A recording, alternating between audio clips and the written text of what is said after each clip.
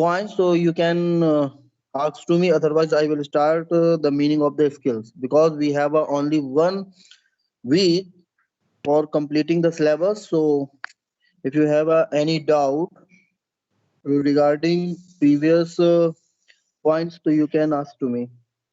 It's a related chapter. Yes, Amit. Yes, Amit. Guiding principle of warming up, sir. First, Okay, principle of the warming up.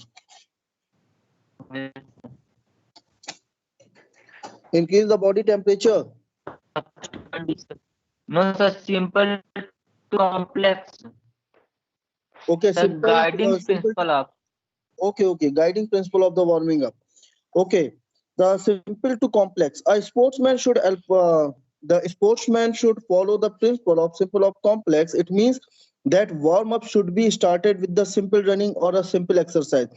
Simple complex means it is a process of completing the exercise in a very simple way. मतलब यदि आप कोई exercise या कोई भी jogging करते हो, तो कभी भी आपको हमेशा याद रखना है, चाहे वो गर्ल्स हो चाहे बॉयज हो, यदि आप कभी भी अपनी बॉडी को वार्म अप करते हो, वार्म अप का मतलब ये नहीं होता कि जब आप खेल के मैदान पर जाएं तभी आप वार्म अप करें। वार्म अप आप जब घर पे भी एक्सरसाइज करते हैं या घर पे वॉकअप करते हैं, तो उसमें भी आपको हमेशा ऐसी एक्सरसाइज से स्टार्ट करना चाहिए। सबसे पहले तो आपको नॉर्मल जॉगिंग करनी चाहिए या वॉकअप करना चाहिए। देन आपको वो एक्सरसाइज पहले करनी चाहिए जिससे आपकी बॉडी की स्ट्रेचिंग हो सके। आपको टफ एक्सरसाइजेस नहीं करनी होनी चाहिए। आप जब भी स्टार्ट करें इजी से स्टार्ट करें। जब आप इजी एक्सरसाइज करेंगे तब आप हार्ड एक्सरसाइज के लिए अपनी बॉडी को प्रिपेयर कर पाएंगे। यदि आप शुरुआत से ही हार्ड एक्सरसाइज करेंगे तो उससे आपकी बॉडी में इंजरी आने का या जर्क आने का खतरा होता है। ओके, तो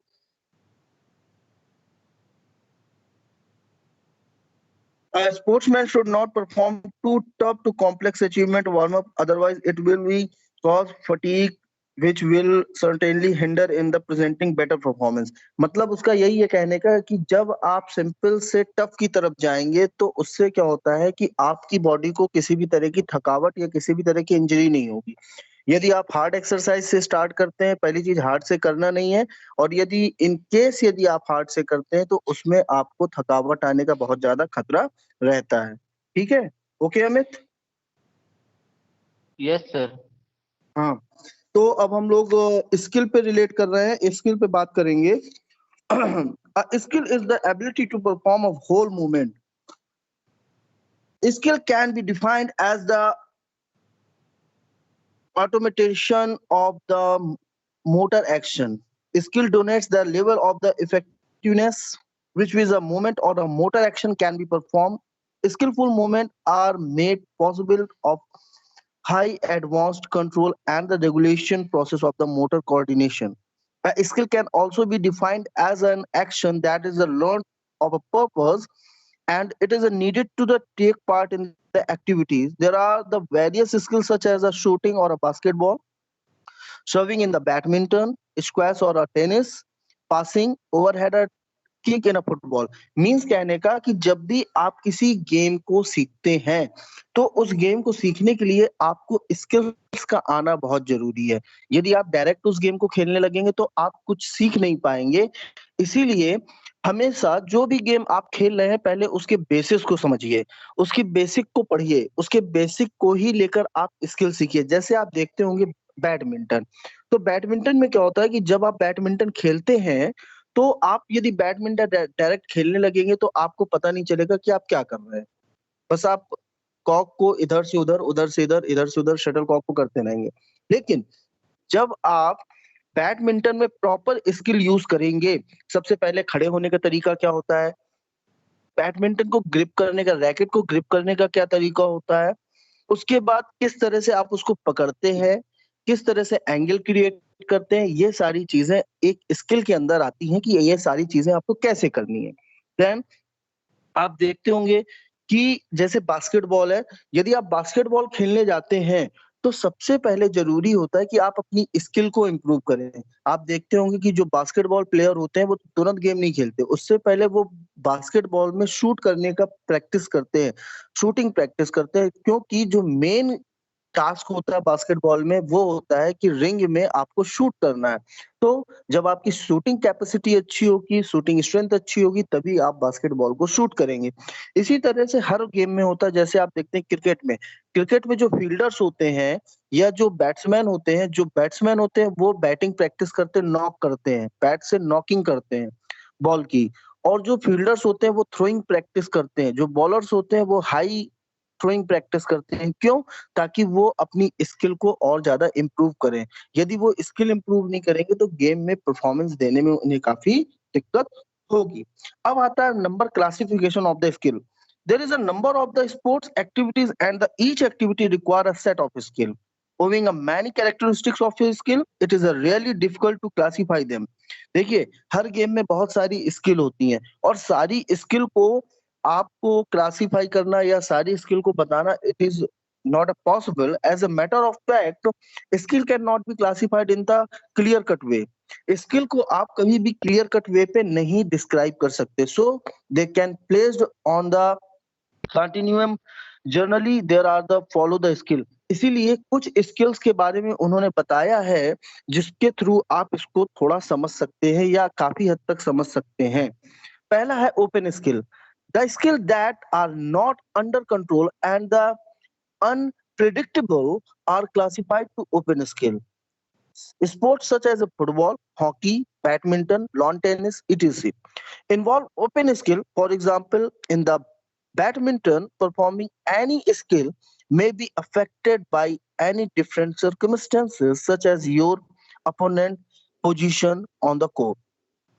the skill that are not under control, जो आपकी स्किल होती है वो अंडर कंट्रोल नहीं होती है, ये आप हमेशा याद रखिए। क्योंकि जो किसी भी कोर्ट का एक एटमॉस्फेयर होता है वो बिल्कुल अलग-अलग होता है। आप देखते होंगे, जैसे आप लॉन टेनिस, यदि आप लोगों में से किसी ने देखा हो, तो लॉन टेनिस का गेम 3 कोर्ट में खेला जाता है। एक होता है क्ले कोर्ट, एक होता है ग्रास कोर्ट और एक होता है एस्ट्रोटर्फ कोर्ट। तो इन तीनों कोर्टों में आपकी जो एटमॉस्फेयर होता है वो बिल्कुल अलग होता है। जैसे आपका ग्रास कोर्ट होता है, can anybody can explain the what is the grass court? यदि आप में से किसी ने लॉन टेनिस देखा हो जिसमें रोजर फेडरर, जोकोविच, राफेल नडाल ये लोग खेलते हैं। यदि किसी को इस ग्रास कोर्ट के बारे में मालूम हो तो थोड़ा कोई बताएगा? नहीं तो फिर तो मैं बताऊँगा ही। किसी को भी कुछ थोड़ा बहुत भी पता हो लॉन टेनिस के बारे में? Anyone? Please raise your hand.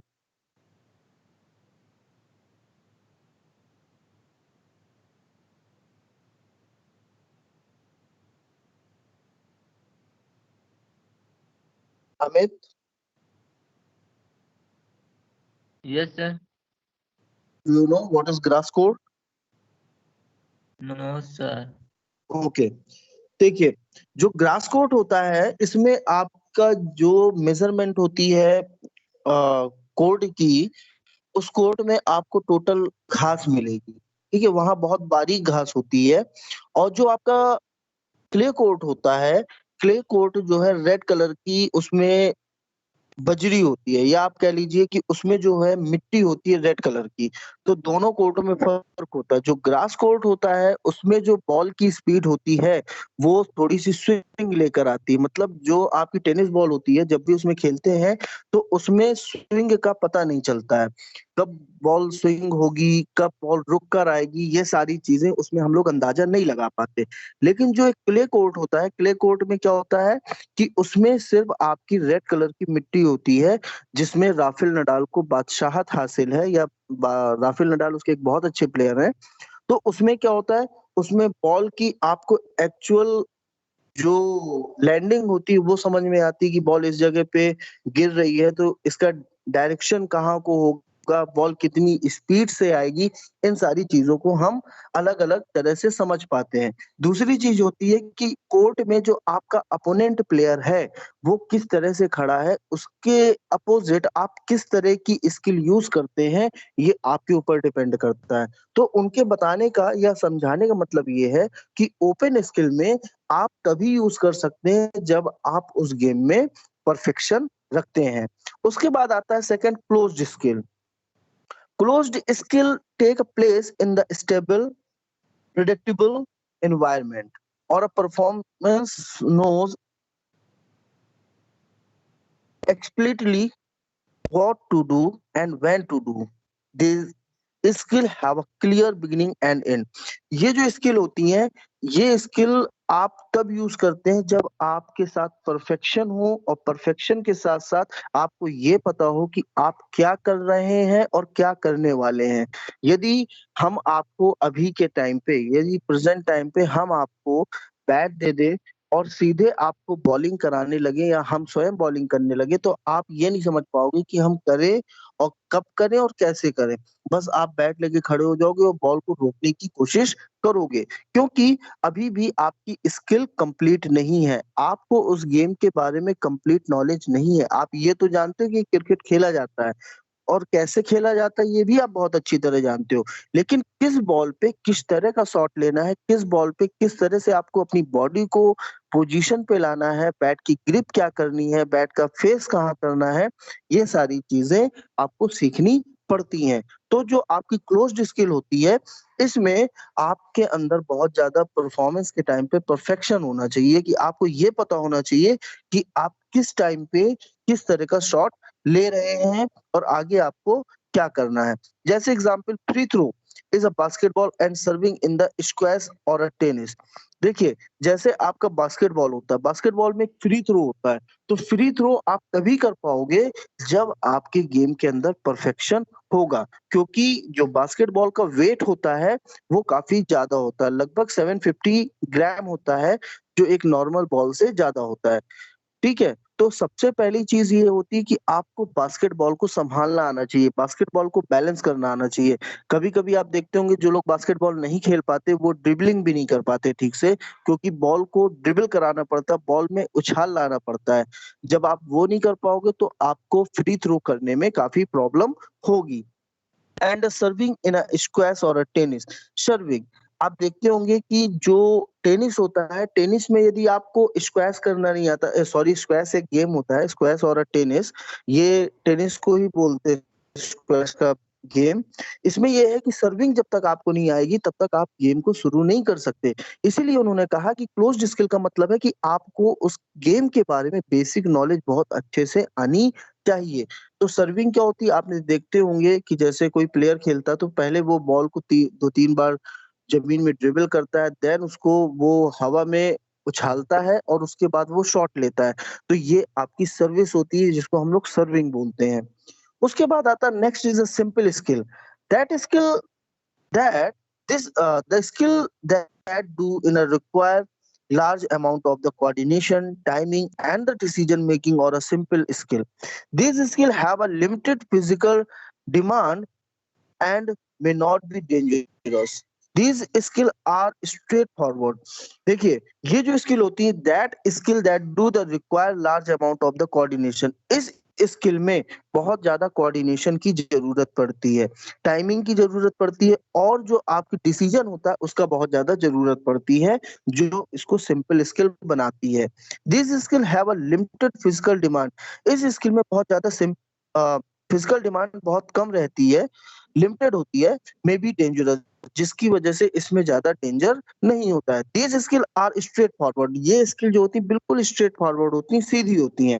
Easy to learn, इनको सीखना बहुत आसान होता है, and not difficult to perform, और इनको परफॉर्म करने में कोई ज्यादा कठिनाई नहीं होती। फॉर एग्जाम्पल, जैसे आप देखिए, chest pass, underarm serve, push pass, straight jump, and the flick service in the badminton. देखिए, इन्होंने सिर्फ एक गेम का एग्जांपल दिया है, चेस्ट पास। इसमें क्या होता है, आप देखते होंगे कि जो शटल कॉक आपके चेस्ट की हाइट पे आती है, उसको आपको किस तरह से पास करना है, कुछ स्किल्स ऐसी होती हैं कि इसमें आपकी बॉडी को ज्यादा मूवमेंट की जरूरत नहीं पड़ती है। तो जब ज्यादा बॉडी मूवमेंट नहीं होगी तो वहां पर आपकी बॉडी को किसी भी तरह की इंजरी का खतरा भी नहीं होगा। तो उनके बताने का यही प्रोसेस है कि सारी स्किल्स कहीं ना कहीं एक दूसरे से कनेक्टेड होती हैं। नेक्स्ट आता है complex skill. That skills, the skill that require a large amount of the coordination, timing, and the quick through in the process.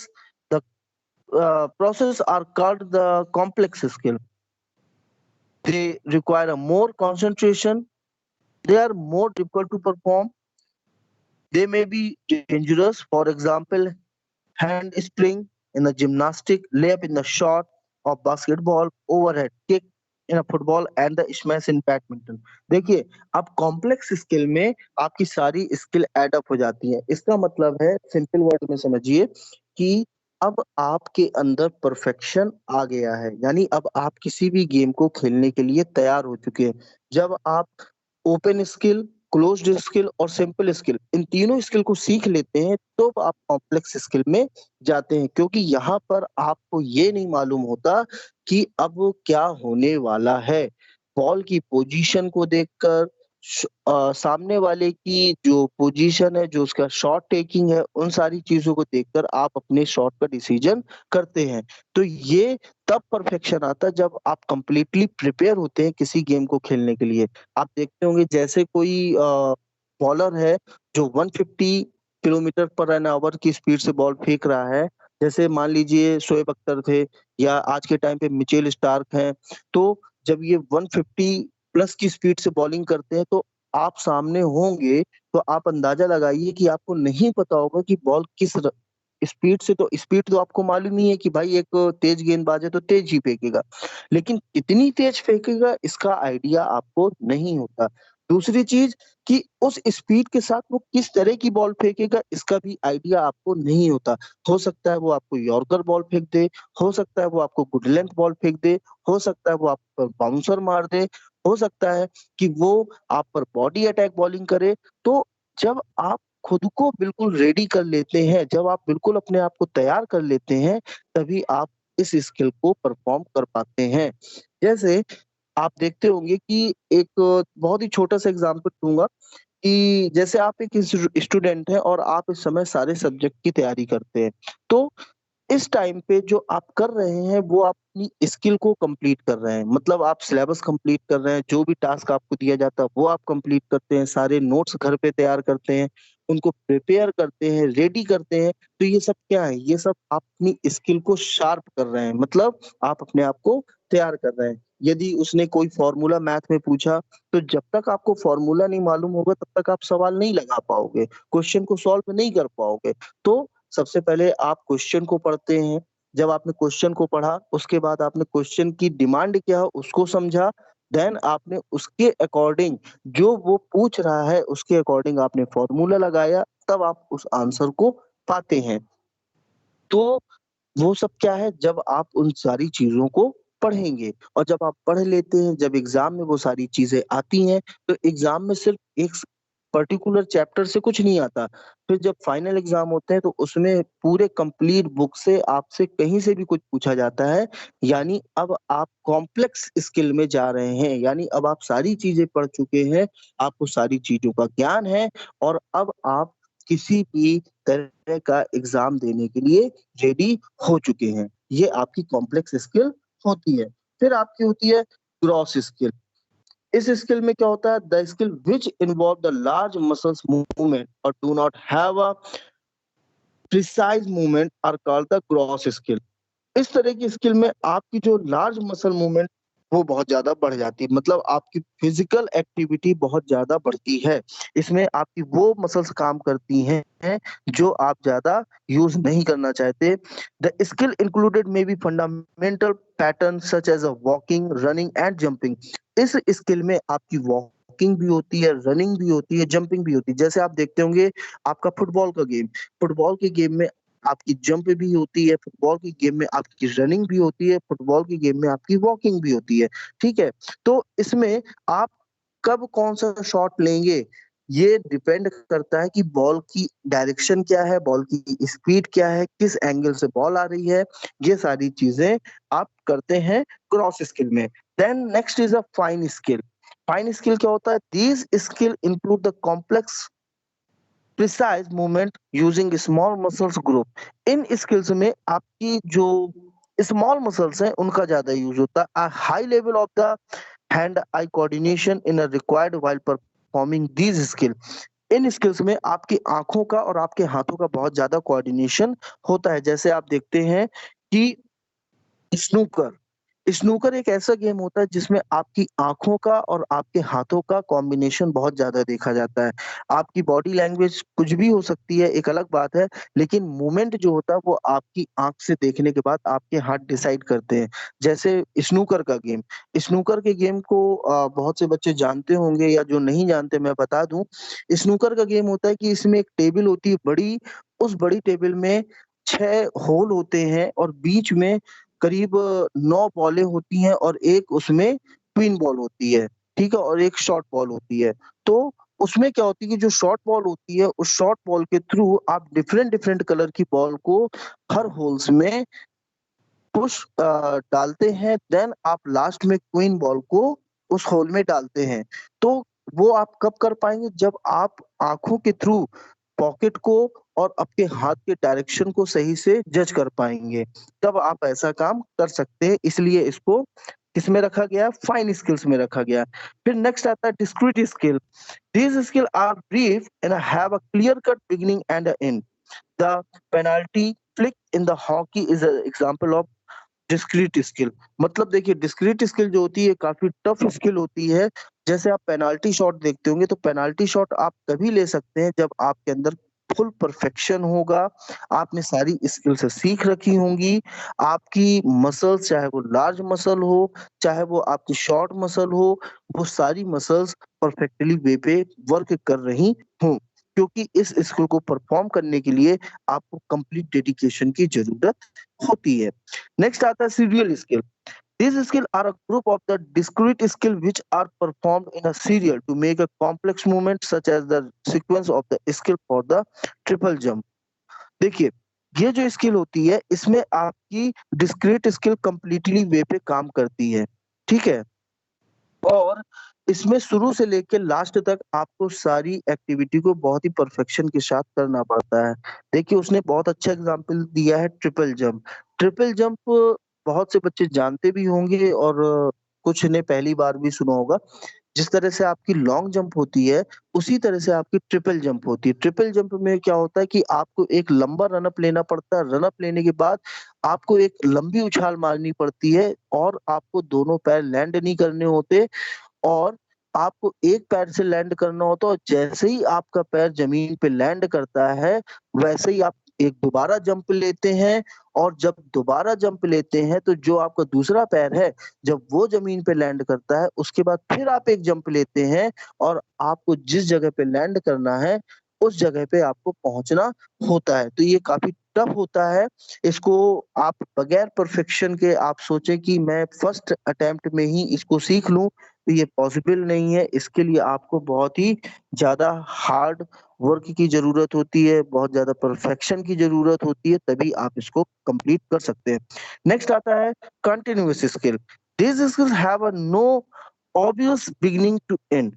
The end of one circle of a movement is a beginning of the next, or a skill is repeated like a cycle. Swimming, running, cycling are the example of the continuous skill. देखिए, continuous skill वो skill होती है जिसमें continue आप किसी भी चीज को रिपीट करते हैं।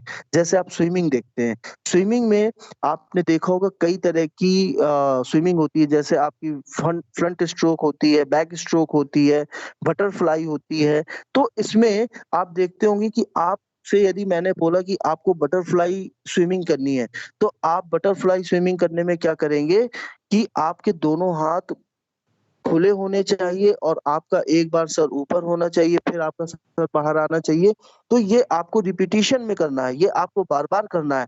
फिर जब आप एक बार उसको कंप्लीट कर लेंगे, फिर मैंने यदि आपसे बोला बैक स्ट्रोक स्किल आपको करनी है, तो आपको अपने हाथों को पीछे की तरफ स्विंग कराना है। जैसे आप लोग देखते होंगे जो तैर लेते होंगे, जिनसे कह दो उल्टा तैर लेते हो, तो हाँ, वो पीठ के ऊपर लेट के तैर लेते हैं। ये ज्यादातर गाँव के बच्चों के अंदर देखा जाता है, क्योंकि शहर के बच्चों को हम लोग ज़्यादा वो चीज़ें नहीं देख पाते हैं। गाँव के बच्चों में आपको नेचुरल एनवायरनमेंट मिलता है, वहाँ पर तालाब होते हैं, बड़ी-बड़ी नदियाँ होती हैं। इस वजह से वो नेचुरली वे पे वहाँ पर जाते हैं और ये सारी स्किल्स सीख लेते हैं। तो कहने का मतलब ये जो स्किल्स होती हैं इसमें रिपिटिशन बार-बार होता है। नेक्स्ट आता है individual skill. Individual skills are the skill that are performed in a isolation such as a high jump, long jump इटीज़।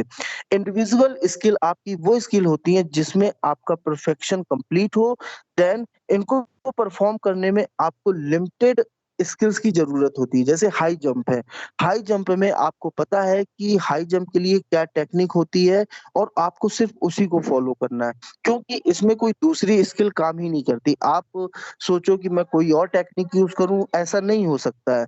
इसमें सिर्फ़ एक ही टेक्निक चलती है कि आपको एक लंबी डिस्टेंस तय करनी है और तय करने के बाद आपको किस एंगल से जंप लेना है, कितनी जंप लेनी है, ये आपको सिखाया जाता है। नेक्स्ट आता है कोएक्टिव skill. Coactive skill are those skill which are performed at in a same time as another, but without direct confirmation, such as a swimming, running, etc. Contact connective coactive skill are those skill, ये ऐसी skill होती हैं which are performed at the same time as other। देखिए, ये ऐसी skill होती है जिनको आपको एक ही टाइम पे करना पड़ता है विदाउट डायरेक्ट कन्फर्मेशन, बिना किसी कन्फर्मेशन के। जैसे देखिए स्विमिंग, सच एज़ स्विमिंग और रनिंग। रनिंग में और स्विमिंग में आप देखते होंगे कि आपको किसी भी तरह के किसी स्किल की ज़रूरत नहीं होती। आप इनको तभी कर सकते हैं जब आपके अंदर स्ट्रेंथ है, स्टैमिना है, ये सारी एंड्योरेंस है, ये सारी जब आपके अंदर प्रॉपर्टी होंगी, तभी आप स्विमिंग कर सकते हैं और रनिंग कर सकते हैं। यदि आपके अंदर स्टैमिना नहीं है, स्ट्रेंथ नहीं है, एंड्योरेंस नहीं है, तो इन स्किल्स को आप करने में काफ़ी दिक्कत महसूस करेंगे। फिर आती है आपकी interactive skill. Interactive skills are those skills where other participant or a performer are directly involved, such as a football, netball, handball, basketball। Interactive skills आपकी वो स्किल्स होती हैं जिसमें सामने वाला भी आपके सामने होता है। देखिए, जैसे आपका जैसे आपका फुटबॉल है या बास्केटबॉल है, आप देखते होंगे कि आप जब बास्केटबॉल को लेकर आगे बढ़ते हैं तो सामने वाला जो एक प्लेयर होता है, जो आपका अपोनेंट प्लेयर होता है, वो आपके सामने आके आपके लिए एक प्रॉब्लम क्रिएट करता है। क्योंकि गेम ही ऐसा है, वो आपसे बॉल छीनने की कोशिश करेगा, तो आप तब उससे बॉल को सेव कर पाओगे या आप आगे टारगेट तक तब बढ़ पाओगे जब आपने इन सारी स्किल्स को अच्छे से फॉलो किया होगा। और ये सारी चीज़ें देखने को मिलती हैं नेट बॉल में, हैंडबॉल में, बास्केटबॉल में, आपके फुटबॉल में।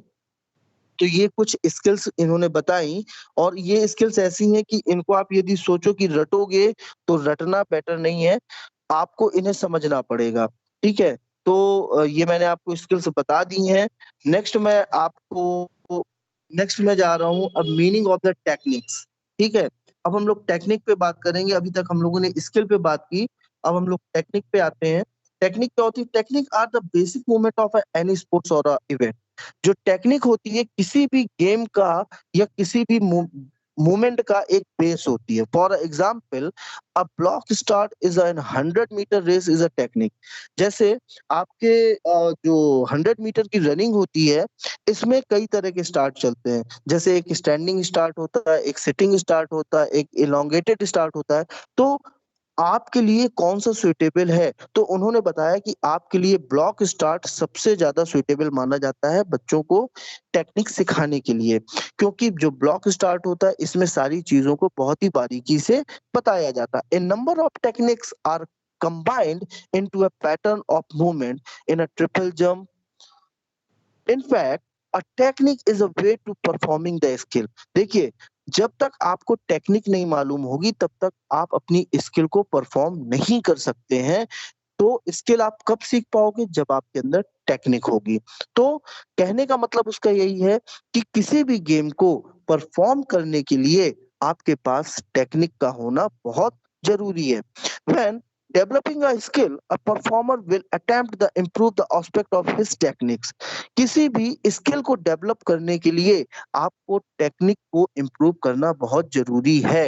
यदि आप अपनी टेक्निक को मजबूत नहीं करते, तो आप स्किल को परफॉर्म नहीं कर पाओगे। जिस तरह से आपको यदि मैथ का सवाल लगाना है, जब तक आपको फॉर्मूला नहीं आएगा, तब तक तब तक आप आगे के सवाल को सॉल्व नहीं कर पाओगे। आप बिल्कुल सिंपल वर्ड में ये समझिए कि जैसे अकाउंट्स के बच्चे हैं या जो मैथ्स के बच्चे, उनके लिए स्पेशली ये कहूंगा कि जब तक आपको फॉर्मूला नहीं मालूम, आपको कैसे इंटरेस्ट निकालना है, कैसे आपको डबल इंटरेस्ट निकालना है, किस तरह से आपको साइन कॉस की वैल्यू पता करनी है, जब तक आपको ये नहीं मालूम, तब तक आप पूरे सवाल को सॉल्व नहीं कर सकते। तो मेन चीज वही है कि जब तक आपको टेक्निक नहीं पता कि सवाल को किस तरह से तोड़ना है, जब तक आप सवाल को समझोगे नहीं, तब तक आप फॉर्मूला नहीं लगा सकते, और जब आप फॉर्मूला नहीं लगा पाओगे, तो आप आगे का सवाल सॉल्व नहीं कर पाओगे। A technique involve the scientific and the economical method adopted to achieve a top performance in a simple sports competition. Sports person select the different techniques of a skill on the following basis. देखिए, जरूरी नहीं कि हर player किसी technique को एक वे पे सीखे। उसके लिए हो सकता है वो कोई दूसरा एस्पेक्ट भी यूज करे। तो वही बता रहा, the prefer the technique which suits to their level. किस बच्चे पे कौन सी टेक्निक यूज करनी है, ये डिसाइड करना एक कोच का काम होता है। जब तक कोच ये नहीं देखते कि इसको किस तरह की टेक्निक, देखिए जैसे आप हैं, आपको जब मैं कोई चीज सिखाऊंगा, तो आपको उस टेक्निक से सिखाऊंगा कि आप उस चीज को तुरंत सीखो। लेकिन जब मैं किसी छोटे बच्चे को क्रिकेट खेलना सिखाऊंगा या किसी छोटे बच्चे को फिजिकल एक्सरसाइज कराऊंगा, तो मेरी टेक्निक अलग होगी। मैं उसको उस वे से सिखाऊंगा कि जिस वे से बहुत वो आसानी से करे। मैं आपको एक बार बता सकता हूँ, मैं आपको ओरली समझा सकता हूँ, लेकिन एक छोटे बच्चे को मुझे ओरली नहीं समझाना, मुझे वो चीज करके दिखाना है। क्योंकि जो एक छोटा बच्चा होता है, किसी चीज को देखकर सीखता है। हमेशा याद रखिए, जो छोटा बच्चा होगा, वो किसी चीज को देख के सीखेगा। जब आप उसके सामने करोगे, जैसा आप उसके सामने करोगे, वो आपके सामने वैसा ही करेगा। लेकिन यदि मैं आपसे बोलूं कि बेटा आपको यहाँ से जाना है, वहां 100 मीटर के पास एक लाइन होगी, उसको तेजी से जाके टच करना है, देन आपको वापस आना है, तो आप समझ जाओगे कि सर के कहने का मतलब ये है कि यहाँ से आपको स्टार्ट लेना है, लास्ट छोर पे वो जो लाइन बनी है उसे टच करना है, और दोबारा इसी छोर पे आना है। आप समझ गए। लेकिन छोटा बच्चा उस चीज को नहीं समझता। तो हर कंडीशन के अकॉर्डिंग, एक स्पोर्ट्स पर्सन की फिजिकल मेंटल वैल्यू के अकॉर्डिंग, जब हम किसी चीज को परफॉर्म करते हैं, that is a different type of techniques. Skill shooting in a basketball technique, जैसे स्किल शूटिंग होती है बास्केटबॉल में, तो उसमें आपने देखा होगा लेअप शॉट और जंपिंग शॉट, दो तरह के शॉट होते हैं। तो उसमें उसने बताया कि left shot is used when there is a no defender between you and the basket. आप वो लेफ्ट शॉट तब लेते हैं, देखिए ये कोई टेक्निक नहीं है, वो बता रहा है, समझाने की कोशिश कर रहा है कि आप लेफ्ट शॉट तब लेते हैं जब आपके और रिंग के बीच में कोई प्लेयर नहीं होता है, कोई डिफेंडर नहीं होता है कि आपके लिए प्रॉब्लम क्रिएट करे। आप बहुत सिंपल वे पे बास्केट में शूट कर देते हैं। लेकिन जंप शॉट हम तब लेते हैं जब कोई डिफेंडर या कोई तीन दो तीन प्लेयर आपको घेर लेते हैं, दाएं से भी घेर लिया, बाएं से भी घेर लिया, सामने से भी घेर लिया। तब आप बॉल को पास करते हुए बाहर नहीं निकल सकते, क्योंकि आप फंस गए। देन उस कंडीशन में आप क्या करेंगे कि आप हल्का जंप लेंगे, क्योंकि जंप लेने से आपकी हाइट बढ़ेगी, और तब आप उस शॉट को उछाल के मारेंगे। तो उससे क्या होगा कि सामने वाला प्लेयर हाथ तो ऊपर करेगा, लेकिन जंप लेने की वजह से आपकी बॉल की हाइट बढ़ गई। तो ये कुछ टेक्निक्स होती हैं जो उसने एक एग्जाम्पल के तौर पे आपको बताई हैं। नेक्स्ट आता है मीनिंग ऑफ द स्टाइल। अब स्टाइल क्या होता है? अब स्टाइल का मतलब ये मत आप समझ लेना कि स्टाइल जो हम लोग करते हैं वो स्टाइलें होती हैं। वो तो स्टाइल का मतलब एक अलग है, जिसको मैं बाद में आपको डिस्क्राइब करूंगा, इन अ नेक्स्ट क्लास, मंडे की क्लास में डिस्क्राइब करूंगा। बहुत ही कम टॉपिक बचा है और हो सकेगा तो किसी दिन मैं एक्स्ट्रा क्लास लेके इसको क्लियर कर दूंगा। हाँ, अब आती है मेन इंपॉर्टेंट बात। सारे बच्चे यहाँ पर हैं, सारे चैनल, तीनों सेक्शन, चारों सेक्शंस के बच्चे यहाँ पर हैं। आपकी प्रैक्टिकल डेट फाइनल कर दी गई है, फाइनलाइज कर दी गई है। तो जितने भी बच्चे हैं वो आप लोग समझ लीजिए कि आपको व्हाट्सएप के थ्रू या जो आपके क्लास टीचर हैं उन्होंने आपको व्हाट्सएप पे सेंड कर दिया होगा कि आपकी प्रैक्टिकल की डेट किस किस दिन है। A1 से हम लोग स्टार्ट कर रहे हैं और डेट का मेरे पास अभी 1 मिनट मैं आपको बताता हूँ। जो डेट है वो कब से शुरू है। आपके प्रैक्टिकल 29 से शुरू हैं और 29 को आपका 1 रोल नंबर से 24 रोल नंबर तक का प्रैक्टिकल है। देन 30 को प्रैक्टिकल है। उसके बाद ये प्रैक्टिकल कंटिन्यू बढ़ते जाएंगे। ठीक है, उसी डेट पे हम आपको इन्फॉर्म करते जाएंगे। तो आपके लिए जरूरी ये है कि आप जिस दिन प्रैक्टिकल देने आएंगे उस दिन आपको अपनी प्रैक्टिकल फाइल दोनों, आपकी जो नोट्स हैं वो पूरे कंप्लीट फर्स्ट टू 10 चैप्टर तक जितना पढ़ा दिया जाएगा उतना आपके पूरे कंप्लीट नोट्स होने चाहिए। आपकी दोनों प्रैक्टिकल फाइल कंप्लीट होनी चाहिए। यदि चेक नहीं है तो हम उसी टाइम पे चेक करेंगे। और जो भी गेम आप लेकर आ रहे हैं, जिस फाइल को आप कंप्लीट करके आ रहे हैं, उस गेम की आपको कंप्लीट नॉलेज होनी चाहिए। आपको पता होना चाहिए और आपको मालूम होना चाहिए कि उस गेम से रिलेटेड उसकी मेजरमेंट, सारी जो बेसिक इंफॉर्मेशन है, जो उसकी मेन इंफॉर्मेशन है, वो सब आपको पता होना चाहिए। और तीसरी सबसे इम्पोर्टेंट बात है कि जो आपका फिजिकल टेस्ट भी होगा उसमें हम आपकी स्ट्रेंथ टेस्ट भी करेंगे। तो बच्चे जो भी आ रहे हैं, वो जो बॉयज हैं वो लोअर टी शर्ट, हो सके तो कोई कहीं आपको जाना नहीं है तो आप लोअर टी शर्ट पहन कर आएंगे, अपना लंच बॉक्स लेकर आएंगे, पानी का बॉटल लेके आएंगे, सैनिटाइजर सबके पास होना चाहिए, कंपलसरी है, और आपके पास मास्क होना चाहिए। इतनी चीजें आपके पास होनी ही चाहिए। गर्ल्स के साथ भी यही चीज है। गर्ल्स के पास लोअर टी शर्ट यदि आप पहन के आने में कंफर्टेबल हैं तो ठीक है, नहीं तो आप सलवार सूट का भी यूज कर सकते हैं। और सलवार सूट का यदि आप यूज नहीं करना चाहे तो आप स्कूल में आके लोअर टी शर्ट चेंज कर सकते हैं, लेकिन आपको लोअर टी शर्ट में आना है क्योंकि जो आपके दूसरे जीन्स वगैरह है उस पे मैं परमिशन नहीं करूंगा। तो गर्ल्स और बॉयज सभी के लिए लोअर और टी शर्ट कंपलसरी है। आप अपने वुलन क्लॉथ, कोई भी जैकेट वगैरह ऊपर से पहने रहिए। साथ में शूज, कोई भी आपका लेदर शूज नहीं पहनेगा, सभी लोग स्पोर्ट्स शूज में होंगे। और आपके पास सैनिटाइजर, मास्क, ये सारी चीजें कंपलसरी होनी चाहिए। लंच बॉक्स आपके पास होना चाहिए और पानी की बोतल। हो सकता है टाइम ज्यादा भी लग जाए, 4 से 5 घंटे भी लग सकते हैं, 2 से 3 घंटे भी लग सकते हैं। तो इस चीज को देखते हुए मैं ये सारी चीजें बोल रहा हूँ। तो कल जो आपकी मंडे की क्लास होगी उसमें मैं आपकी स्टाइल पे और डोपिंग पे बात करूंगा और बहुत ही जल्दी विद इन, मेरे ख्याल से नेक्स्ट वीक आपका ये चैप्टर कंप्लीट हो जाएगा।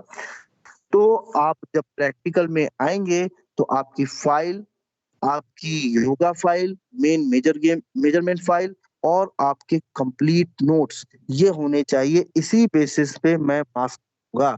और दूसरी चीज कि जो बच्चे ये सोच रहे हों कि हम प्रैक्टिकल में नहीं आएंगे, तो आप बिल्कुल ये समझ लीजिए कि प्रैक्टिकल में ना आने का मतलब है आपको अब्सेंट दिखा दिया जाएगा। किसी भी तरह के कोई पासिंग मार्क्स नहीं दिए जाएंगे।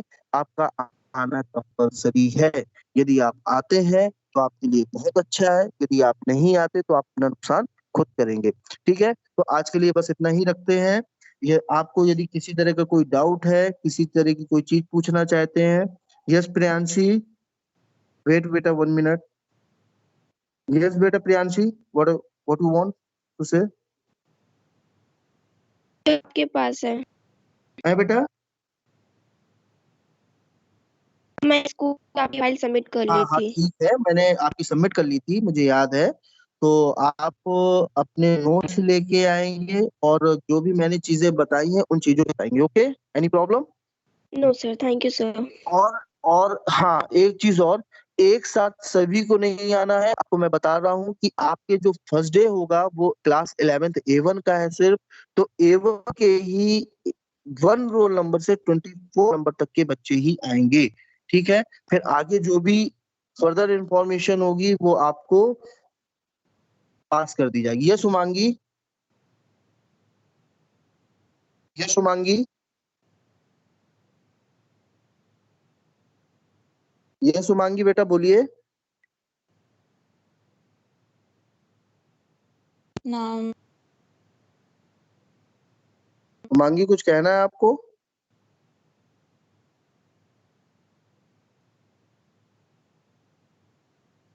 यस रितिका, सर उसने मीटिंग लीव कर दी। कोई बात। तो किसी को भी कोई डाउट हो तो ठीक है, यदि आपको कोई डाउट नहीं है तो कोई बात नहीं। तो नाउ शुभी,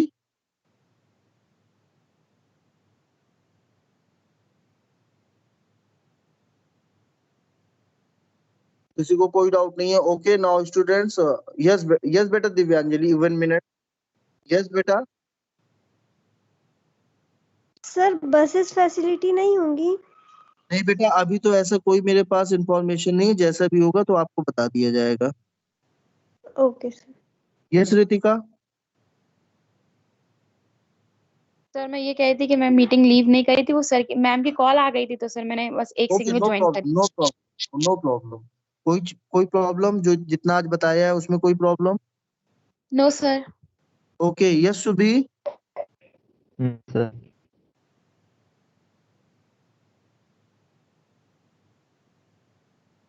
यस बेटा Shubhi,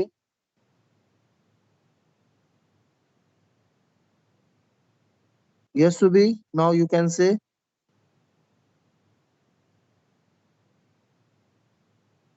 This is audible. Yes yes yes please. Sir physical education में भी जब हम अपनी फाइल सबमिट करने आएंगे तो हमारा वाइवा लिया जाएगा क्या? बिल्कुल, आपका वाइवा ओके सर। होगा, आपका फिजिकल फिटनेस टेस्ट होगा, आपकी फाइल्स चेक की जाएंगी, आपके नोट्स कंप्लीट देखे जाएंगे, सारी चीजें होंगी। Okay sir. हाँ, और कौन था? अर्पित, यस अर्पित, अर्पित सिंह, अर्पित सिंह कहाँ है भाई? हाँ अर्पित बताएं बेटा।